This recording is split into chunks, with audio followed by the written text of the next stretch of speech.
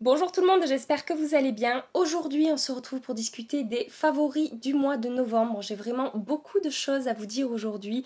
J'ai du maquillage, mais j'ai exceptionnellement deux soins dont je veux vous parler aujourd'hui parce que exceptionnellement, j'ai vu une différence sur ma peau. Donc il faut que je vous parle de ça aujourd'hui. J'ai également quelques flops à vous présenter. Juste avant de passer dans le vif du sujet, je tenais à m'excuser parce que je sais que ma voix va dérailler durant cette vidéo. Premièrement, il est 7 h du matin, je n'ai pas beaucoup dormi. Deuxièmement, j'ai pas beaucoup dormi parce que j'ai chopé froid. Voilà, il a fait froid 2 jours. Je suis tombée malade. Je suis solide comme fille. Bref, donc si vous voulez savoir quels sont mes tops et mes flops beauté du mois de novembre, restez branchés, je vais tout de suite passer à la présentation des produits. Si cette vidéo vous a plu, pensez à liker avant de partir et pensez à vous abonner à ma chaîne si ça n'est pas déjà fait pour ne rien manquer de la suite des aventures YouTube. Je vais commencer par la catégorie lèvres. Tout d'abord, je voulais vous parler d'un rouge à lèvres liquide de chez Kat Von D. Il s'agit du Everlasting en teinte Lolita. Je sais, c'est un rouge à lèvres qui est ultra connu depuis maintenant bien des années. C'est une de ces teintes best-seller, que ce soit dans les rouges à lèvres liquides, dans les rouges à lèvres en raisin, en blush, parce qu'elle avait sorti un blush à un moment, Lolita, il me semble. Là, elle va sortir une palette également dans ces tons-là, en fait, inspirés de cette teinte Lolita. Et donc voilà, je l'ai ressorti et j'avais oublié à quel point je trouvais cette teinte vraiment super jolie. Au niveau de la qualité de ces rouges à lèvres liquides, je les trouve vraiment pas mal. J'en ai 4 ou 5 dans mon tiroir. La tenue est bonne, ils sont assez confortables. Ce ne sont pas les rouges à lèvres liquides les plus confortables que j'ai, mais ça reste quand même tout à fait portable. La texture est assez fine, ils sèchent assez vite et ils ne craquellent pas sur mes lèvres ni quoi que ce soit. Bon après, j'hydrate très bien mes lèvres avant et après pour éviter tout tracas lié à ce genre de rouge à lèvres. Mais c'est vraiment la teinte dont je voulais vous parler, cette teinte Lolita, qui est un mauve un petit peu marronné que je trouve vraiment super beau. Personnellement, je trouve que c'est un rouge à lèvres qu'on peut porter au quotidien, que ce soit en journée, en soirée. Il s'accorde avec pas mal de maquillage. Donc voilà, un très joli rouge à lèvres de chez Kat Von D que j'ai ressorti et que j'aime toujours autant. Voilà. Ensuite, je voulais vous parler d'une très jolie découverte que j'ai faite récemment chez L'Oréal. Il s'agit du rouge à lèvres Smile en collaboration avec Isabelle Marant que j'ai en teinte Belleville Rodeo. Je vous ai présenté ce rouge à lèvres dans une vidéo où je teste des produits de grande surface que j'ai filmé récemment. Si vous ne l'avez pas vu, je vous l'accroche ici et vraiment dans cette vidéo ma plus belle découverte c'est ce produit là. C'est un rouge à lèvres qui va avoir un fini semi-mat qui va être hyper confortable. Je ne le sens pas sur les lèvres, il n'assèche pas du tout mes lèvres. Je l'applique sans crayon, il ne file pas dans mes plis. Je trouve qu'il s'applique très facilement parce que la texture va vraiment au contact de la peau se réchauffer un petit peu et ça va être hyper agréable à appliquer. La pigmentation est très bonne, le rendu est uniforme, homogène, on n'a pas besoin de travailler le rouge à lèvres pendant 2 heures. Et cette teinte, je la trouve vraiment sublime, avec un maquillage sur les yeux très léger et ça sur les lèvres, je trouve ça hyper glamour en fait. J'ai vraiment été bluffée par la qualité de ce rouge à lèvres, donc si vous recherchez de jolis rouges à lèvres semi-mat avec un bon rapport qualité-prix qui soit un prix abordable, qui coûte pas 40 €, je vous conseille d'aller voir cette collection Smile et Isabelle Marant parce que ça vaut le détour, je vous le dis. Je passe maintenant à la catégorie maquillage pour les yeux. Tout d'abord, je voulais vous parler d'une base de fard à paupières de chez NARS. Il s'agit de la Tinted Smudge Proof Eyeshadow Base que j'ai en teinte light. Vous savez que récemment, j'ai découvert la base P. Louise, qui est une base que j'adore, mais qui est vendue depuis l'Angleterre. Et il y a des frais de port qui sont quand même assez conséquents. Donc, je suis partie à la recherche d'une autre base de fard à paupières hyper efficace, vendue chez Sephora ou vendue en France facilement sur des sites comme Look Fantastic, Fil Unique, etc. Et j'ai donc découvert cette base qui est ultra efficace, qui fait super bien son boulot. On est sur une base teintée, il existe plusieurs teintes. Moi j'ai la teinte light qui va donc neutraliser les petits vaisseaux, les rougeurs, qui va unifier ma paupière. Et le make-up là-dessus va tenir, mais alors du matin jusqu'au soir sans bouger. Je suis vraiment très contente de l'efficacité de cette base. Alors par contre, comparé à la base P. Louise que je ne poudre pas du tout, la base NARS, je vais vraiment bien la poudrer parce qu'elle accroche tellement bien les fards que si on la poudre pas, ça va être un petit peu compliqué, je trouve, d'estomper les fards par-dessus. Mais si vous recherchez une bonne base de fard à paupières, je vous la conseille vivement. Elle est vraiment ultra efficace. Une autre découverte que j'ai faite ce mois-ci, mais je vais passer ultra rapidement dessus parce que je vous en ai déjà parlé plein de fois ce mois-ci, c'est la palette New Nude de chez Huda Beauty. Donc très belle palette, j'en suis vraiment super contente, je vous l'ai déjà dit mais c'est définitivement ma palette préférée chez Huda Beauty. Les fards mat sont très bons, les fards lumineux encore plus, je vais pas revenir dessus mais ces 4 là je les aime et je les adore. Donc si vous voulez en savoir un petit peu plus sur cette palette, je vous accroche la revue que j'ai faites à son sujet. Et si vous voulez savoir quelles autres palettes j'utilise très souvent en ce moment, particulièrement en automne, je vous accroche ma dernière vidéo ici où je vous ai fait une sélection de mes palettes favorites pour l'automne. Voilà, je ne vais pas plus loin avec cette petite palette. Je passe maintenant à la catégorie teint. Tout d'abord, je voulais vous reparler de l'anti-cerne de chez MAC. Il s'agit du Studio Fix 24 heures que j'ai en teinte NC25. Je ne porte quasiment plus que cette anti-cerne ces derniers temps. J'ai tendance parfois à le mélanger avec mon Shape Tape ou avec mon Multi-Use Sculpting Concealer de chez Too Faced, mais même tout seul, j'adore ce produit. Je ne le poudre pas, c'est celui que je porte aujourd'hui et que je n'ai pas poudré. Il ne bouge pas de la journée.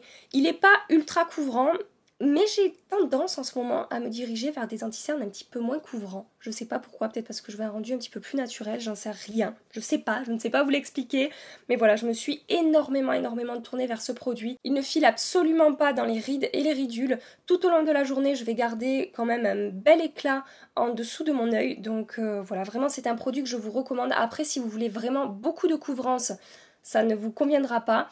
Mais pour celles qui aiment une couvrance moyenne avec un rendu naturel et une excellente tenue, allez voir ce truc-là. Vraiment, ça vaut le coup, je vous l'assure. Toujours chez MAC, j'ai maintenant une poudre lumineuse à vous présenter. Je vous ai parlé de cette poudre dans ma vidéo, mes produits favoris chez MAC Cosmetics. Je vous l'accroche ici et donc je me suis remise à utiliser ce produit. Il s'agit d'une poudre de la gamme Mineralize Skin Finish que j'ai en teinte Lightscapade. Vous savez que en ce moment je raffole des poudres lumineuses, que je vais juste poudrer ma zone T avec une poudre mate et lissante pour contrôler mon excès de sébum, lisser mes pores, etc. Mais sur tout le reste de mon visage, je vais utiliser des poudres plus lumineuses. Et celle-ci est vraiment très réussie. Elle va apporter de l'éclat. Si on prend un gros pinceau assez fluffy, pas très dense, on peut l'appliquer sur tout le visage. Si on prend un pinceau plus dense et plus précis, on peut se faire un petit highlighter hyper léger, subtil, très naturel, vraiment super joli.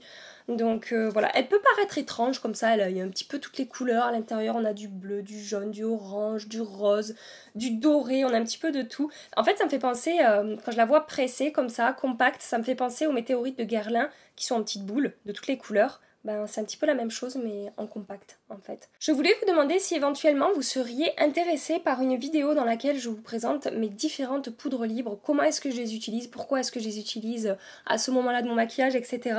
Parce que voilà, entre les poudres mates, entre les poudres lissantes, entre les poudres lumineuses, je pense qu'il y a de quoi s'y perdre un petit peu. Vous me posez souvent des questions sur les poudres libres, laquelle je vous conseille. Et vu que j'utilise parfois 3 poudres compactes ou libres différentes sur mon visage, c'est pas évident de vous répondre. Du coup, je me suis dit qu'une vidéo dédiée à mes poudres mates, lissantes et lumineuses, ça serait peut-être intéressant pour vous. Voilà, donc n'hésitez pas à me dire ça en commentaire. En tout cas, cette poudre lumineuse de chez MAC, j'adore. Et du coup maintenant j'ai une poudre lissante à vous présenter. Il s'agit d'une poudre de chez It Cosmetics que j'ai commandée sur Octoly. Donc c'est It Cosmetics France qui m'a offert ce produit. Il s'agit de la Bye Bye Pore, donc poudre de finition anti-pore ultra légère. Ça fait maintenant quelques jours que je teste cette poudre, donc je l'ai testée sur tout mon visage, je l'ai testée sur le contour de mes yeux, je l'ai testée uniquement sur ma zone T. Et donc après tous ces tests, ce que je préfère faire avec cette poudre, c'est de l'appliquer en fait comme ma Velvetizer de chez Urban Decay. Je l'applique sur mes ailes du nez ici où j'ai les pores qui sont apparents et sur mon menton on voit un petit peu aussi une texture de peau, voilà j'ai quelques imperfections sur le menton. Elle va vraiment très bien lisser ma peau, elle va très bien matifier, elle est ultra fine mais je lui reproche quand même un tout petit quelque chose, c'est qu'elle va avoir tendance à un tout petit peu modifier la couleur de mon fond de teint. Alors c'est pas énorme, c'est pas choquant, je l'ai utilisé aujourd'hui, on voit pas forcément la différence, mais quand je prends mon éponge ou mon pinceau et que je viens appliquer cette poudre libre, je vois que mon fond de teint devient un tout petit peu plus foncé à l'endroit où j'ai appliqué cette poudre. Ça me le fait souvent avec ce genre de poudre libre, ça ne me le fait pas avec la Velvetizer de chez Urban Decay, c'est pourquoi aussi je l'aime autant, parce qu'à chaque fois que je teste des poudres dans ce style-là, ça a tendance à faire tourner mon fond de teint. Par exemple, la poudre By Terry, sur moi, vraiment, elle lisse bien la peau, mais elle fonctionne pas, elle va vraiment faire tourner mon fond de teint. Je pense que c'est une histoire de pH de peau aussi. Donc voilà, là c'est très léger, donc ça m'empêche pas de la porter, mais j'ai remarqué un petit peu ça. Mais sinon, à part ça, j'en suis vraiment très contente. Elle lisse super bien ma peau et elle contrôle mon excès de sébum également. Donc voilà, une jolie découverte chez It Cosmetics. Et si vous recherchez une poudre lissante, vous pouvez peut-être jeter un œil à celle-ci. Elle porte bien son nom, la petite.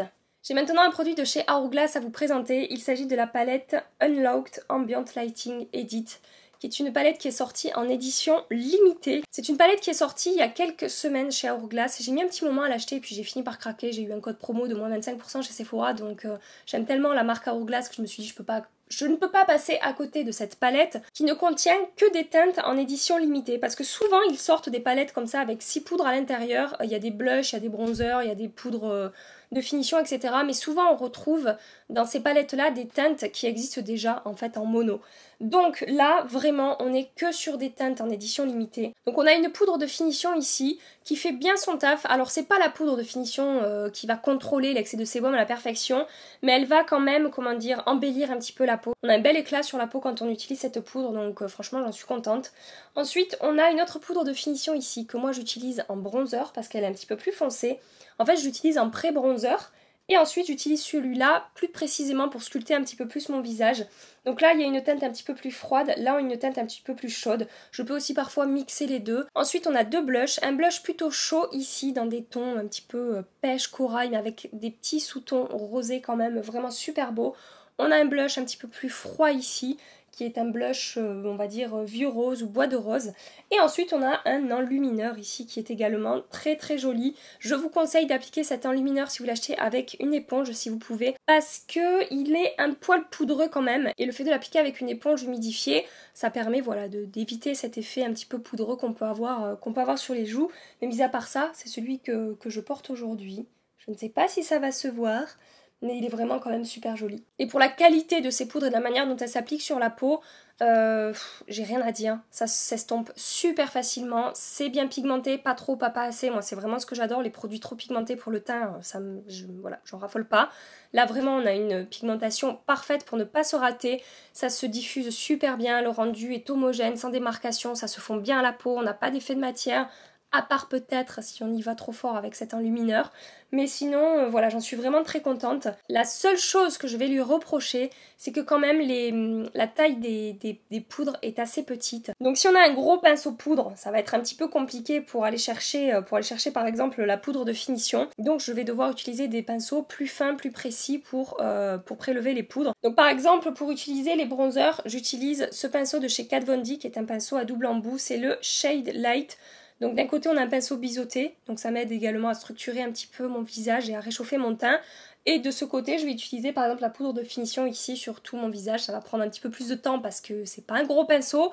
Mais voilà, c'est un petit défaut pour moi sur cette palette. Mais mis à part ça, franchement j'en suis super contente, ça fait 15 jours que je l'ai et je n'utilise quasiment que ça avec cette palette de chez MAC que je vous ai présentée également récemment. Bon, d'autres produits aussi, mais en particulier ces derniers temps ce sont ces deux palettes là que j'utilise très souvent. Et donc la particularité de cette palette, c'est que vous pouvez voir sur le packaging ici, j'espère que vous pouvez le voir, il y a un H avec un petit lapin. Donc cette palette est totalement cruelty free.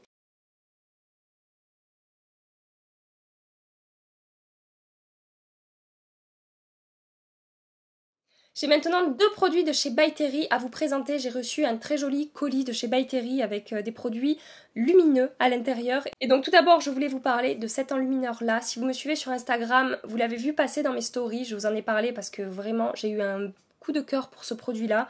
Il s'agit du Gem Glow Trio Compact, qui est un enlumineur avec en fait 3 teintes différentes à l'intérieur. Au centre, on a une teinte dorée. Autour, on va avoir une teinte un petit peu plus pêche rosée. Et à l'extérieur, là, on a une teinte champagne entre le doré et le rosé, un petit peu neutre en fait. Et donc cet enlumineur est magnifique. Donc il est ici, je ne sais pas si vous allez le voir, la caméra est un petit peu loin donc j'ai du mal à voir le retour caméra, mais sachez que la lumière qui se dégage de ce produit est magnifique. On est sur un enlumineur qui va quand même être assez intense, on peut moduler, on peut arriver à faire quelque chose de léger, mais on est quand même du côté des enlumineurs avec une lumière intense. Et donc la texture, elle est super réussie. Il n'y a aucun effet de matière, ça se fond super bien à la peau. Ce qui est vraiment sympa aussi, c'est que on peut adapter la teinte de son enlumineur par rapport à son blush, par rapport à son maquillage des yeux, plutôt rosé, plutôt doré.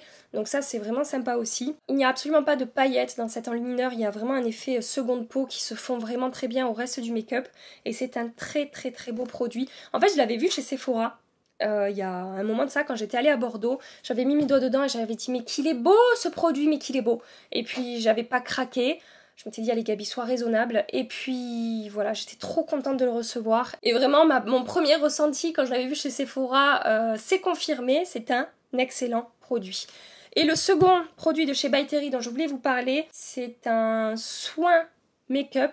Il s'agit du Brightening CC Serum. Donc là, c'est la teinte rose que je vous présente. Il y a plusieurs teintes. Donc là, celui-là va vraiment apporter de l'éclat. Je l'applique avant mon fond de teint. En fait, j'applique ma base Origins et partout à part sur ma zone T, je vais appliquer ce produit-là et ça va vraiment réveiller mon teint. Cette teinte un petit peu rose, ça va apporter éclat et fraîcheur à ma peau. Et après, par-dessus, j'applique mon fond de teint Make Up Forever. C'est lumineux, mais c'est quand même assez subtil. On peut l'appliquer tout seul sur la peau sans appliquer de fond de teint par-dessus. On va pas ressembler à une machine à frites ambulante. Ce qu'on peut faire aussi au doigt ou avec une éponge, c'est de l'appliquer un petit peu plus précisément sur les zones saillantes du visage après avoir appliqué le fond de teint. Ça sera hyper naturel, mais ça apportera une petite lumière comme si votre peau irradiait de l'intérieur. Je vous dis ça souvent avec ce genre d'enlumineur liquide. Donc vraiment une très très jolie découverte. Mimi en parle très souvent de ces produits, donc j'avais vraiment envie de tester. Et je rejoins totalement l'avis de Mimi. C'est un excellent produit. Voilà, j'ai reçu d'autres teintes que j'ai pas encore testées. Je sais pas pourquoi, je me suis directement dirigée vers la teinte rose et j'en suis très contente. Je passe maintenant à la catégorie soins. J'ai deux produits à vous présenter. Tout d'abord, j'ai un gel d'aloe vera. Il s'agit du gel végétal aloe vera natif de chez Make It Beauty. J'ai acheté ça sur le site de Birchbox. En fait, je devais racheter mon huile démaquillante et j'ai traîné un petit peu sur le site pour ajouter quelque chose sur mon panier. C'était il y a... Bah ouais, c'était il y a 2 mois de ça, 3 mois, 2 mois et demi. Bref, et j'ai rajouté ça dans mon panier et le second produit dont je vais vous parler. Donc, comme son nom l'indique, c'est un gel d'aloe vera qui est bio et qui est d'origine 100% naturelle. Et le même jour, j'ai donc commandé ce produit-là de chez Make It Beauty également, qui est une huile végétale de thé blanc 100% naturel et sans additifs. Voilà, et donc ce que je fais, c'est que après avoir lu beaucoup d'avis ultra positifs sur ces produits, c'est vraiment les avis des consommateurs qui m'ont fait acheter ces produits. Hein. C'était sur tous les sites, n'importe quel site que j'ai vu, c'est super bien noté. Et donc ce que je fais, c'est que je vais mélanger ces deux produits le soir. Je le fais que le soir, je le fais pas le matin. Donc je me lave le visage, j'applique mon toner et ensuite j'applique ces deux trucs là que je mélange dans ma main. Donc là on a une pipette en verre hyper pratique et là on a une pompe. Voilà, donc je fais mon petit mélange dans mes mains et je vais appliquer ça sur tout mon visage. Donc au niveau des caractéristiques, qu'est-ce que ces produits m'ont apporté? Donc pour ce qui est du thé blanc, il va nourrir, régénérer et protéger la peau des radicaux libres. Elle est également utilisée pour atténuer les rides et unifier le teint.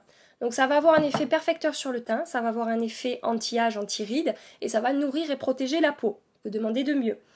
L'huile végétale de thé blanc japonais lisse rides et ridules, elle a également une action sur les vergetures, les cicatrices d'acné, les pores dilatés, tout en régulant la production de sébum. Donc c'est une huile qui est recommandée pour les peaux mixtes à grasses. Donc quand j'ai vu ça, raison de plus de craquer. Elle apporte de l'éclat à la peau et unifie le teint. C'est une huile adaptée à la plupart des peaux, même grasses, car elle est non comédogène. Elle est également idéale pour le contour des yeux, car elle diminue également les poches, les cernes et les ridules. Étonnamment fluide, cette huile a une toucher extrêmement veloutée et un fini sec. Et donc, je mélange ça avec mon gel d'aloe vera. Je pense que si vous vous y connaissez un petit peu en soins de la peau, vous savez que le gel d'aloe vera est une petite merveille pour la peau. Donc, riche en vitamines, enzymes et acides aminés, le gel d'aloe vera possède des vertus très puissantes sur la peau, hydratant, cicatrisant, anti-âge, effet tenseur et lifting très intéressant. Ce gel-là est natif, c'est-à-dire qu'il est récolté manuellement directement sur les feuilles de la plante, sans traitement chimique, ni chauffe, afin de préserver tous les précieux principes actifs contenus dans ce gel. Et depuis que j'utilise ces produits, je ne sais pas si vous avez vu un petit peu l'évolution de ma peau au fil de ces derniers mois. Il y a quelques mois de ça, j'avais pas mal de boutons, j'avais pas mal de rougeurs, d'imperfections, souvent des plaques de sécheresse autour de ma bouche ici. Depuis que j'utilise ce combo, c'est terminé, mais vraiment terminé. J'ai de temps en temps un ou deux boutons qui sortent quand vraiment je mange pas bien ou quand vraiment je suis fatiguée et que j'ai pas beaucoup dormi, mais globalement par rapport à la dizaine de boutons que je me suis enchaînée là pendant des mois cet été, etc., ça n'a rien à voir. Ma peau est effectivement un petit peu plus lissée, a plus d'éclat, j'ai beaucoup moins de rougeur. J'ai vraiment vu une différence depuis que j'utilise ces produits. Alors souvent vous me demandez ma routine soins. Je vous dis non, pourquoi? Parce que je ne m'y connais pas bien en soins de la peau. Je ne suis pas une experte, je vais voir un petit peu des avis sur internet, je commande et puis bon, en général je vois je vois pas d'effet miraculeux, donc je me vois mal vous dire ouais c'est génial, c'est ma routine soin, je vous la conseille, alors que ben en fait bon oui ça fonctionne bien, j'ai pas de soucis particuliers sur ma peau, mais c'est pas non plus révolutionnaire et je ne m'y connais pas assez pour vous conseiller des choses. Mais là pour le coup je vous conseille ce combo à 100%, ça a vraiment changé l'aspect de ma peau et comme je vous disais ça fait maintenant 2 mois ou 2 mois et demi que je les utilise et j'en suis qu'à la moitié là et j'en suis qu'à la moitié là. Donc en plus bon j'utilise que le soir, mais je mets quand même pas mal de produits, je mets 2 pompes de ça et 6 ou 7 gouttes de ça dans ma main. Et voilà, j'en suis super contente et je voulais vraiment vous en parler dans cette vidéo. Je vais racheter ça encore et encore parce que ça a changé ma peau. Voilà. Je passe maintenant au flop. Cette vidéo va durer 100 ans. Je suis désolée, rapidement, j'ai 3 flops à vous présenter. J'ai 2 flops que vous avez vu passer dans ma vidéo justement où je teste des produits de grande surface. Tout d'abord, ce produit dont je n'ai toujours pas élucidé le mystère, le Shine Anytime Glow de chez L'Oréal, de nouveau en collaboration avec Isabelle Marant, qui est vendu comme étant un enlumineur et qui en fait, moi, va matifier et lisser ma peau au moment où je l'applique, parce qu'après ça ne contrôle absolument pas mon excès de sébum et je brille en fin de journée. Bon bref, ça n'a aucune efficacité non plus au niveau du contrôle de sébum ni quoi que ce soit. Donc voilà, pour moi ça reste un mystère. Il y en a qui m'ont dit faut que tu l'utilises comme base d'highlighter, ça va apporter de l'éclat. Mais moi ça ne m'apporte absolument pas d'éclat. Pour moi ça n'est pas un highlighter, ça n'est pas un enlumineur et ça n'apporte pas d'éclat. Ça ne fait rien en fait. Voilà, donc pour moi, je passe mon tour. S'il y en a qui l'adorent, j'ai pas de souci avec ça, hein. C'est vraiment très personnel pour moi, j'ai aucun intérêt à utiliser ce produit. Je vous ai également présenté dans cette vidéo cette palette de chez Maybelline qui est la Countdown palette. Et donc si vous avez vu ma vidéo, vous avez pu voir la difficulté que j'ai eu à travailler les fards, le temps que ça m'a pris, c'était patchy, ça faisait des démarcations, la tenue des lumineux est vraiment pas terrible. Les mats ça va une fois qu'ils y sont appliqués. Genre que ça fait 20 minutes que tu les appliques, le soir ils n'ont pas bougé, mais les lumineux s'atténuent, carrément filent dans les plis, disparaissent un petit peu de ma paupière. Donc vraiment, je l'ai retesté hein, 1 ou 2 fois depuis que j'ai fait la vidéo, parce que je ne me fie jamais qu'à un seul test, mais pour le coup pour moi c'est un échec total. Et enfin, je voulais vous parler d'un enlumineur de chez NYX, qui est le Powder Red Sugar, donc illuminateur poudre. C'est un enlumineur qui pour moi n'est pas réussi. Pourquoi? Parce que il est pailleté, vraiment pailleté. Il a une texture assez sèche qui va marquer les irrégularités de la peau, qui va amplifier la texture de la peau. Et vraiment, je ne trouve aucun intérêt non plus à utiliser ce produit. Pour moi, c'est... De toute façon, je l'ai reçu, je l'ai ouvert, j'ai fait ça avec mon doigt dedans et j'ai dit non, je sais déjà que ça va pas aller. Je l'ai quand même essayé et ça allait pas du tout. Voilà, donc ça c'est pareil pour moi, c'est un flop ce mois-ci. J'ai terminé de vous présenter mes tops et mes flops du mois de novembre. Pensez à me partager quels sont les vôtres en commentaire. Je vous attends dans les commentaires. En attendant ma prochaine vidéo, je vous fais des milliards de bisous. Mouah. Prenez soin de vous et à très bientôt. Bye bye. Qui est le rouge à lèvres liquide? Ah non mais quand ça veut pas, ça veut pas! Il s'agit de la Tinted Smudge Proof Eyeshadow Base.